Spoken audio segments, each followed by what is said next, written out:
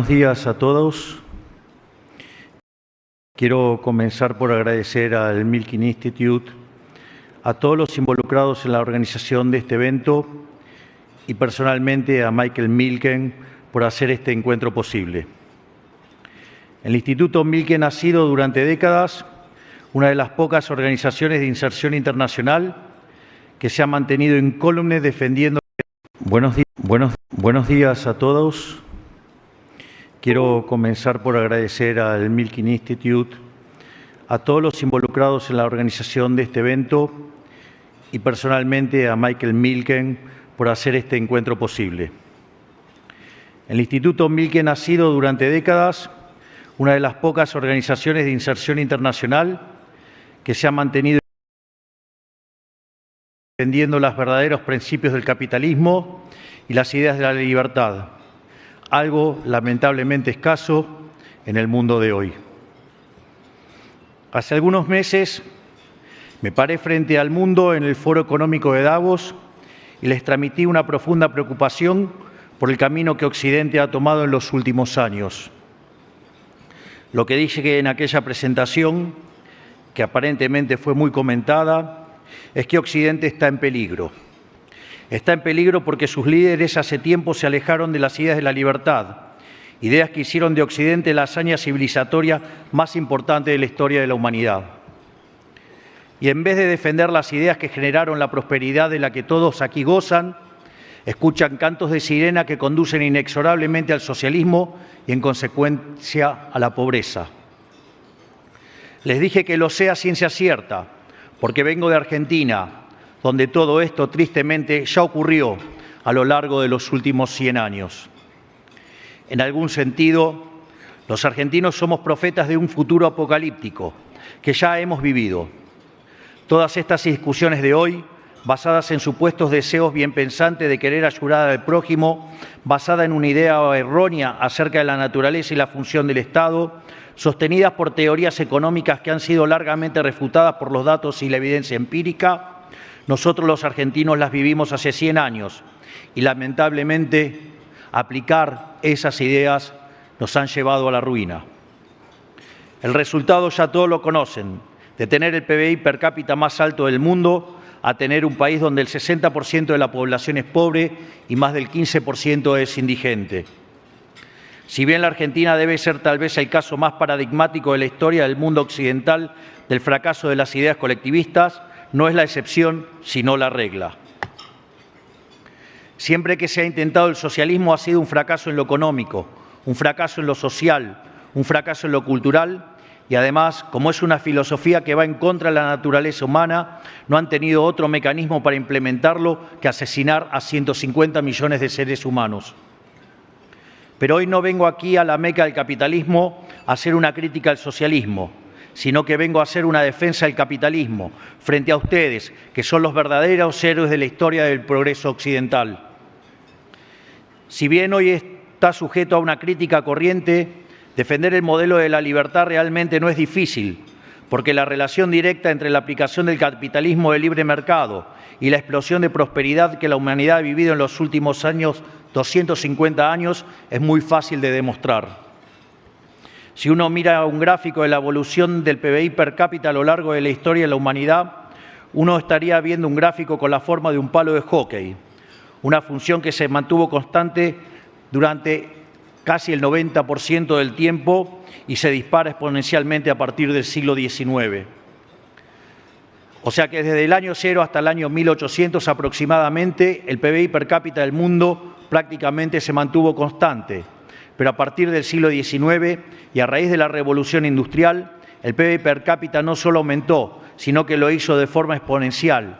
Es más, en los últimos 150 años se multiplicó por 15 y generando una explosión de riqueza que sacó de la pobreza al 90% de la población del mundo, llegando al punto de que para el año 2020 solo el 5% de la población global vivía en la pobreza extrema.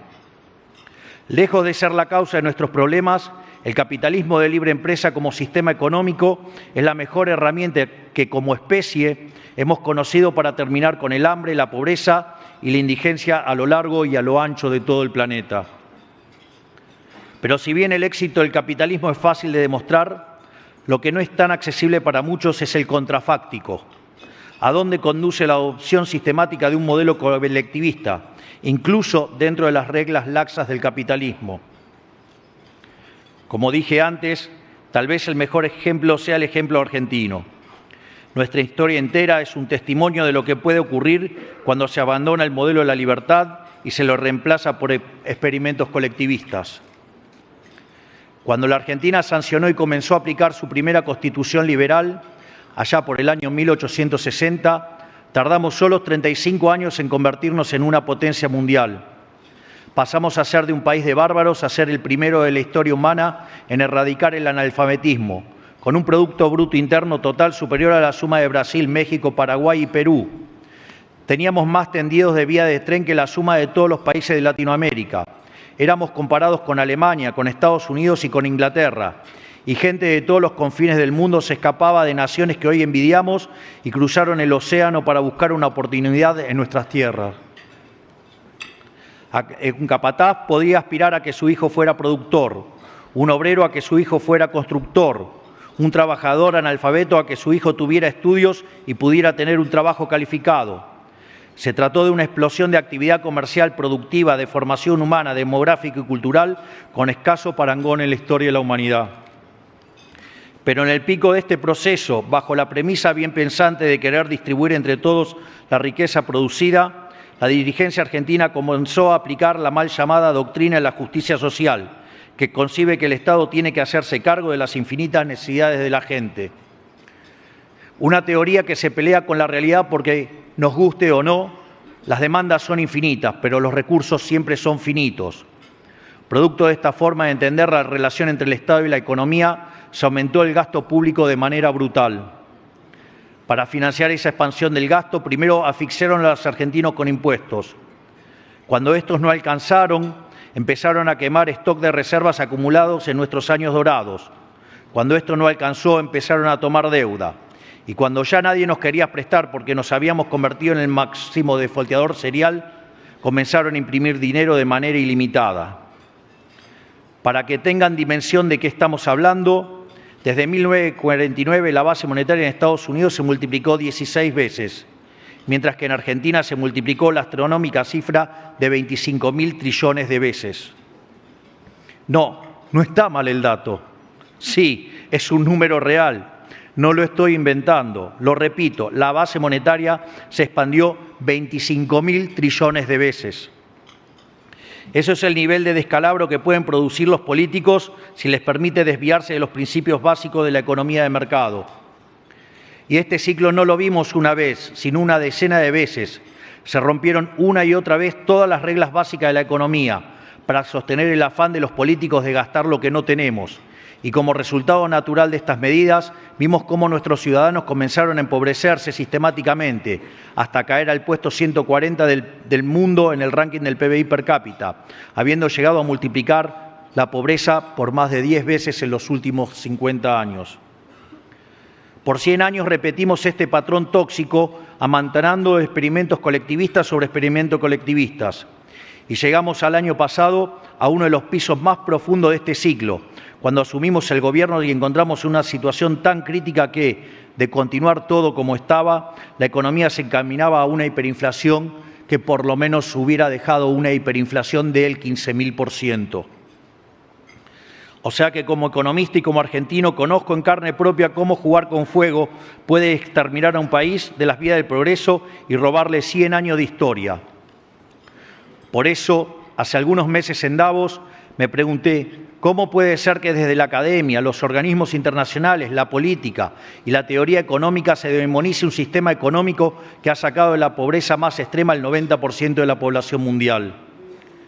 ¿Por qué Occidente quiere renunciar por su propia cuenta a los principios y creencias que lo hizo llegar a donde llegó?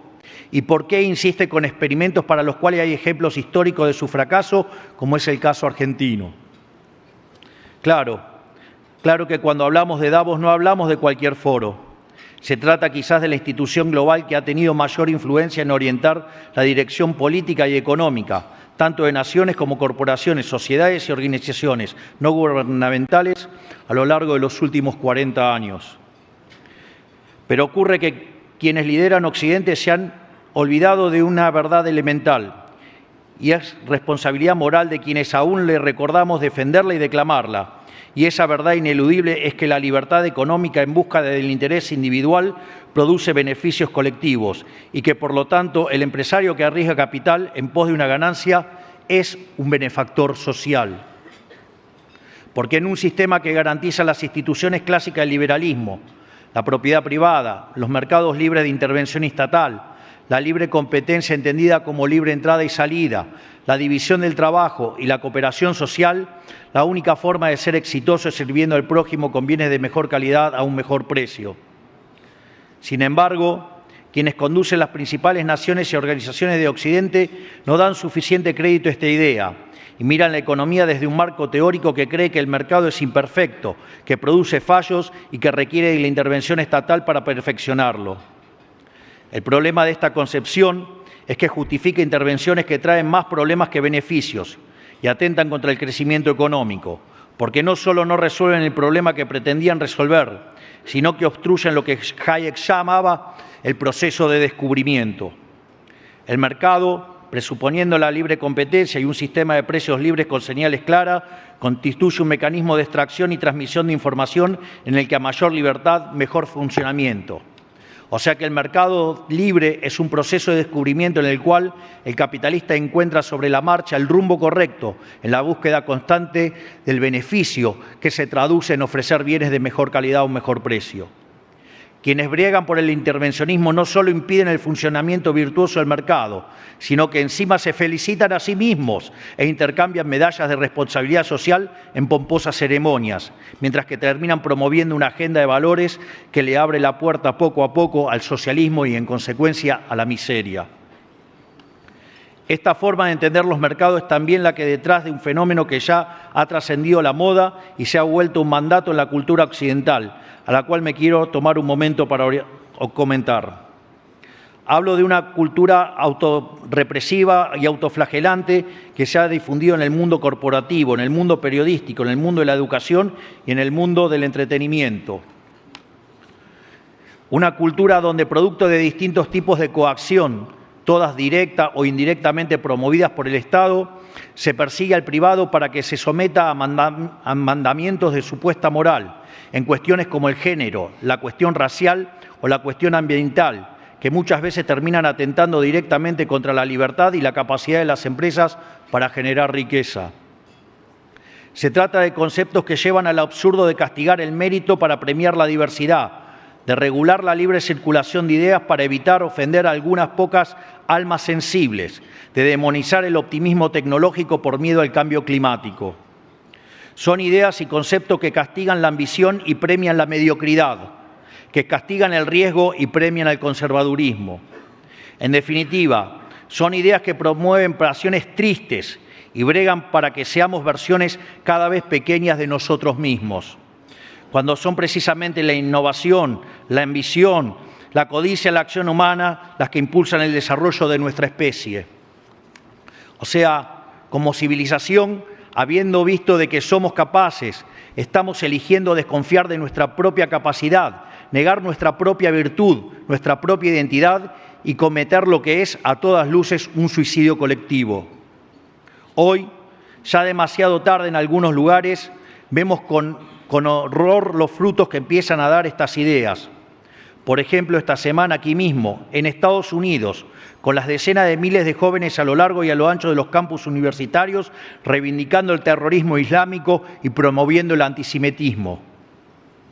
O sea, literalmente, la futura élite de Occidente enemistada con su propia cultura. Marx decía, en ese panfleto detestable que escribió con Engels, que el capitalismo llevaba en sí mismo el germen de su propia destrucción. Esperemos que, como el resto de las cosas que escribió, haya estado equivocado. Ahora, no se equivoquen. Yo sí creo que el sector privado tiene un mandato de responsabilidad social muy claro, pero no tiene que ver con hacerse el moralista o el culposo. La verdadera responsabilidad social del empresario es un efecto natural del funcionamiento libre de su propia actividad económica el mandato de producir bienes y servicios de mejor calidad, mejor precio, ligado a la maximización de los beneficios. La responsabilidad social del empresario es ganar dinero y eso solamente lo puede hacer sirviendo al prójimo con bienes de mejor calidad a un mejor precio. Por lo tanto, los empresarios son benefactores sociales, lejos de las críticas que suelen hacerles los políticos gastadores y despilfarradores. Ese mandato redunda en la generación de mercados más competitivos, con sociedades mejor satisfechas y, en última instancia, no solo satisface demandas, sino también ensancha los horizontes de lo que el hombre quiere y puede hacer a través de la innovación tecnológica. O sea que ese mandato redunda al final del día a la excelencia humana y al enaltecimiento de nuestra especie. No es un mandato de moralina superficial que se cumple regulando el libre mercado, es un mandato de gloria que se cumple desatándolo. Por el contrario, cuando el afán de algunos por regular obtura la pulsión humana por crear y le ata las manos, estamos ante un problema. Porque construir un futuro prometedor para la especie es imposible si hay ideas buenas que, no importa lo buenas que sean, son consideradas demasiado heréticas para ser exploradas. Porque construir un futuro prometedor para la especie es imposible si sacrificamos el mérito, la competencia y los resultados en el altar de la diversidad, dado que fueron precisamente la libre circulación de ideas y un sistema de incentivos que promueve el esfuerzo y el mérito los pilares sobre los que se construyó Occidente.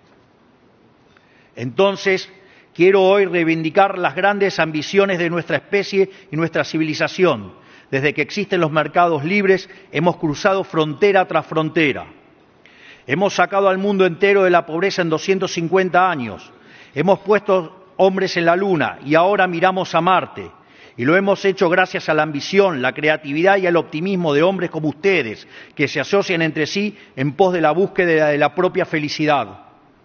No tenemos que perder la fe en esa ambición primal que los humanos tenemos como guía. Somos una especie de exploradores, de creadores, de inventores, no de burócratas.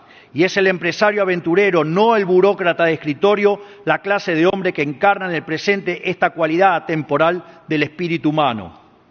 Por eso, no quiero dejar de celebrar el esfuerzo de mi amigo Elon Musk por pisar Marte, porque entendemos que la exploración espacial está a la altura de nuestro destino como especie exploradora, demasiado grande para estar confinados a este planeta. Tenemos la obligación moral de proteger los pilares que hicieron posible todo este edificio de ambiciones, logros y sueños. Esos pilares sobre los que está edificada la historia del progreso humano son la defensa de la vida, de la libertad y de la propiedad. Si los olvidamos o los damos por sentados, corremos el riesgo de perderlo todo. Miro a la Argentina con todos los cambios que estamos emprendiendo y veo que estamos a contramano del mundo. Porque mientras que en el resto del mundo las ideas de la libertad están bajo asedio, en la Argentina se erige una fe renovada en ellas. Mientras Occidente gira hacia el control y hacia la imposición, la Argentina gira hacia la confianza de sus ciudadanos en el ejercicio de su libertad. Mientras Occidente gira hacia el déficit, la burocracia y el Estado entrometedor, Argentina gira hacia la austeridad, hacia el ahorro y retira al Estado de la actividad económica. Mientras Occidente gira hacia el chamanismo económico y hacia formatos insostenibles de heterodoxia que ponen en peligro el futuro de todos, la Argentina vuelve al sendero de la razón, a las ideas del sentido común. Y lo hace con amplio apoyo en todos los estratos de la sociedad, porque después de décadas de recesión en Argentina, el consenso procapitalista es transversal a la sociedad. Por eso estamos pudiendo hacer el ajuste del Estado más rápido y más grande de la historia de la humanidad, sin perder un solo apoyo en el camino. Esto es porque la sociedad entendió que vale la pena hacer el esfuerzo que requiere dar un cambio de rumbo. El modelo del Estado grande es una cárcel y la sociedad argentina lo entendió. Por eso apoya la ley que estamos impulsando en el Congreso, que es el proyecto de reforma del Estado tributaria, fiscal y regulatorio más importante de los últimos 150 años. ¿Cómo puede ser que la fuerza política en mayor minoría parlamentaria de la historia democrática, en un contexto de penuria económica total, pueda impulsar la reforma más ambiciosa de la que se tenga memoria y lo haga con apoyo popular? Esto es porque la sociedad argentina exige un cambio de rumbo profundo y urgente para volver a abrazar las ideas de la libertad. Cuando tomamos el timón del Estado y de la economía argentina en diciembre, anunciamos desde el primer día que con nosotros se acababa el déficit y en consecuencia se acababa la emisión monetaria y la inflación. El establishment no nos quiso dar crédito y se dijeron muchas cosas. Se dijo que hacer un ajuste de más de un punto del PBI era imposible. Se dijo que tener déficit cero en el primer año era imposible. Se dijo que una política de tasas bajas no servía para reducir la inflación. Pero hemos desafiado estos pronósticos y estamos cumpliendo nuestros objetivos. En tan solo 5 meses logramos el primer trimestre con superávit fiscal y financiero en el sector público nacional luego de 20 años, habiendo heredado de la administración anterior un déficit consolidado de más de 15 puntos del producto entre déficit del Tesoro y déficit del Banco Central, lo cual es, sin exagerar, una hazaña de proporciones históricas, no solo en Argentina, sino a nivel mundial.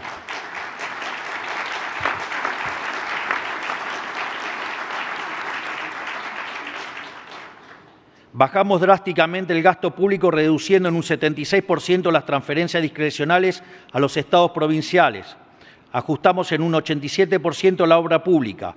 Eliminamos el 50% de los cargos políticos, cerrando organismos innecesarios y eliminando, sobre todas las cosas, la pauta publicitaria, motivo por el cual escucharán hablar a un grupejo de periodistas hablar peste de nuestro gobierno, básicamente porque le tocamos el órgano más sensible del cuerpo, el bolsillo.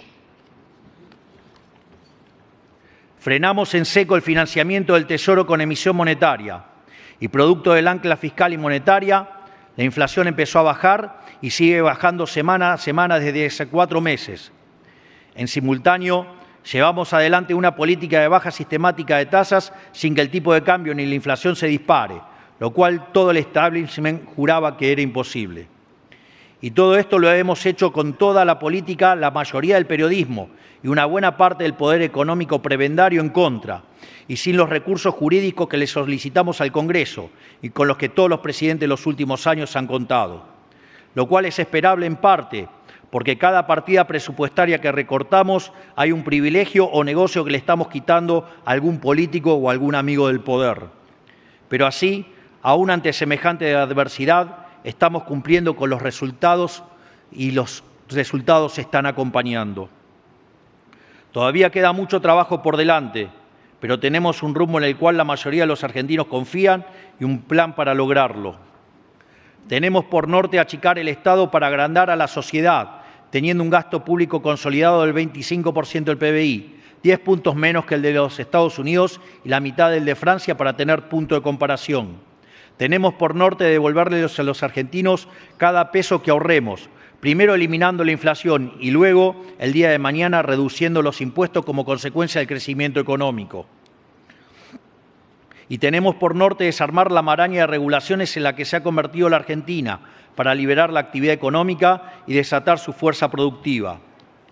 Por eso, hemos sancionado una orden ejecutiva donde derogamos más de 350 leyes. Por eso estamos impulsando una ley que contiene reformas en el plano fiscal, laboral, previsional y tributario, incluyendo un régimen de promoción inédito para las grandes inversiones. En total, entre ambos instrumentos habremos introducido cerca de 700 reformas estructurales en los primeros 5 meses del Gobierno. Un programa de reformas 7 veces más grande que la reforma del Estado impulsada por el presidente Carlos Menem a principios de los 90, el último gran proyecto liberal que tuvo la Argentina. En otras palabras, estamos haciendo realidad el programa reformista más ambicioso de los últimos 150 años, porque la única manera de sacar el 60% de los argentinos de la pobreza es con crecimiento económico y solo hay crecimiento económico con libertad. No hay otra manera. Para nosotros, la única tarea del Estado es proteger la vida, la libertad y la propiedad de los argentinos, para que cada uno pueda ser arquitecto de su propio destino. Esta es nuestra visión. Es una visión parecida a la que sostuvieron todos los países prósperos de Occidente en los momentos grandes de su historia. La tarea del Estado no es poner plata inventada en el bolsillo de la gente, sino asegurar las condiciones macroeconómicas y jurídicas para que el sector privado pueda desarrollarse por su cuenta. Un Estado que vela por la vida, la libertad y la propiedad de los individuos, y un sector privado pujante que arriesga, apuesta por el país y genera riqueza. Nosotros establecemos las bases. el sector privado se encarga del resto. Por eso, a esta presentación de quiénes somos y qué queremos para nuestro país que le he traído hoy, les quiero agregar una invitación, tanto a todos ustedes como también a sus pares del mundo y de la Argentina. Después de décadas de estancamiento, la Argentina tiene todo dado para emprender un proceso de convergencia económica que nos coloque a la par de las grandes potencias del mundo. La convergencia económica se da cuando los países que tienen menores ingresos per cápita crecen más rápido que los desarrollados hasta el momento en que logran alcanzarlos. ¿Por qué? Porque somos desde hace décadas una olla a presión, hirviendo con la tapa cerrada. Lo único que hay que hacer es destaparla y reanudar lo que Hayek llamaba la tarea del mercado como proceso de descubrimiento. Para nosotros, reanudar ese proceso de descubrimiento va a generar un salto de crecimiento brutal, porque las posibilidades de crecimiento tienden a ser mayores cuanto más extensas sean las capacidades subutilizadas de un país. Desde este punto de vista, si en un país la utilización efectiva de sus recursos fue impedida durante décadas y de un día para el otro se normaliza, lo lógico es esperar tasas de crecimiento enormes, proporcionales a todo lo que hay por explotar. Por eso, la baja capitalización de la economía, fruto de 20 años de un populismo empecinado en destruir el capital, va a generar oportunidades de inversión enormes para aquellos que apuesten por el país. Por lo tanto, Argentina no solo podría mostrar altas tasas de crecimiento como consecuencia de las oportunidades por descubrir dado su bajo nivel de desarrollo, sino que además, ante la brutal destrucción de capital ocurrida en el pasado, eso daría un enorme retorno con solo poner en marcha las ideas y proyectos ya descubiertos, pero entorpecidos por capas de regulación innecesaria. Así, mediante la recomposición del ahorro fiscal, una drástica reducción de la carga tributaria y afianzando el respeto por los derechos de propiedad, haremos que alcanzar el desarrollo deje de ser un sueño para volverse una realidad. Hoy estoy acá para decirles que Argentina está preparada para ese enorme desafío. Estoy convencido, sin la más mínima duda, que Argentina tiene todas las condiciones para ser la nueva Meca de Occidente. Es un país seguro, alejado de cualquier frontera conflictiva, en un mundo que cada día se aleja más de la paz. Es un país abierto a entablar relaciones comerciales con todo el mundo, que es además la mayor garantía posible para perpetuar la colaboración y alejarse de la guerra. Tenemos ventajas comparativas en donde elijamos mirar. Tenemos la tierra más fértil del mundo. Fuimos revolucionarios en la siembra directa y como uno de los sectores agroindustriales más desarrollados del mundo. Tenemos una cordillera rica en litio, plata, oro y cobre, minerales que la economía global necesita y que por negligencia, falta de inversión y falta de ambición nos hemos resistido a explotar. Tenemos un mar abundante en recursos vitícolas. Tenemos una conexión directa con la próxima frontera humana, que es la Antártida.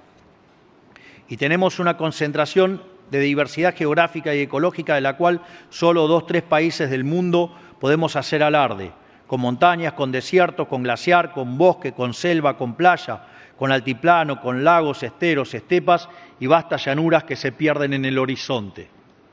Y tenemos también la ventaja comparativa más importante de todas: capital humano de primera categoría, recursos formados en universidades locales que son líderes de la región, el país con más premios Nobel de Latinoamérica y al mismo tiempo el país con más unicornios per cápita de la región.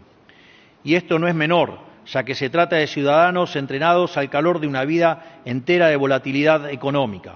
¿Cómo va a haber otro pueblo mejor preparado que el argentino si el argentino nunca le quedó más alternativa que vivir escapándose al asedio del Estado para poder vivir en paz? Y hoy, por primera vez en 150 años y a contramano del mundo, cada vez más libre, la Argentina se convierte día a día en un país que es cada día más libre.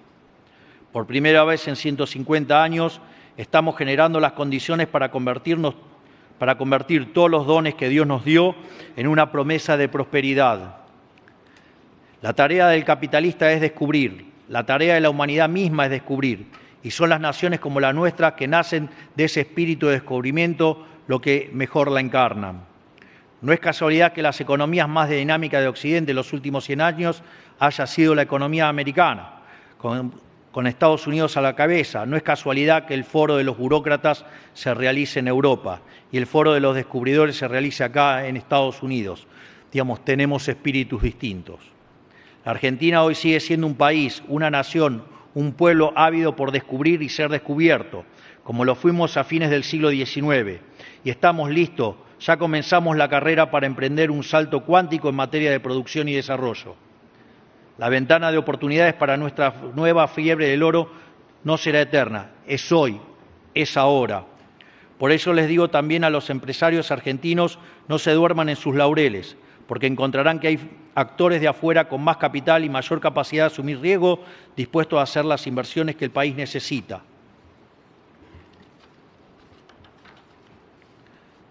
Finalmente, quiero concluir estas palabras invitando a todos aquí presentes, que son los héroes de la historia del progreso de la humanidad, a que si creen como yo en la superioridad del capitalismo de libre empresa, que si creen como yo que Occidente se camina a un lento pero seguro retroceso, que si creen como yo que el mérito, la ambición, la libertad y la innovación y el optimismo son valores esenciales de la especie humana que deben ser premiados, quiero invitarlos a que apuesten por Argentina. Ayúdenme ustedes, que son el progreso humano encarnado, a hacer de la Argentina la nueva Roma del siglo XXI, a hacer de la Argentina una tierra de oportunidades para todos aquellos que estén dispuestos a habitar nuestro suelo. Son ustedes los que pueden demostrarle a los burócratas del mundo que están destruyendo Occidente, que las ideas de la libertad son la única forma de alcanzar la prosperidad. En este sentido, también les quiero señalar, que me parece muy significativo, unas palabras del Papa Benedicto XVI, o sea, Joseph Ratzinger, que decía: Occidente siente un odio por sí mismo que es extraño y que solo puede considerarse como algo patológico. Solo ve de su propia historia lo que es censurable y destructivo, al tiempo que no es capaz de percibir lo que es grande y puro. Por ello les pido, volvamos a abrazar las ideas de la libertad con orgullo. Estemos orgullosos de ser emprendedores, orgullosos de ser empresarios, digamos, porque son los verdaderos benefactores sociales, son los que crean riqueza, son los que han sacado el mundo de la miseria. Por lo tanto, digamos, le pido que además nos acompañen a los argentinos para este renacer de Occidente. Finalmente, quiero darles las gracias a todos. Que Dios bendiga a los argentinos, que la fuerza del cielo nos acompañen y como no podía ser de otra manera. ¡Viva la libertad, carajo!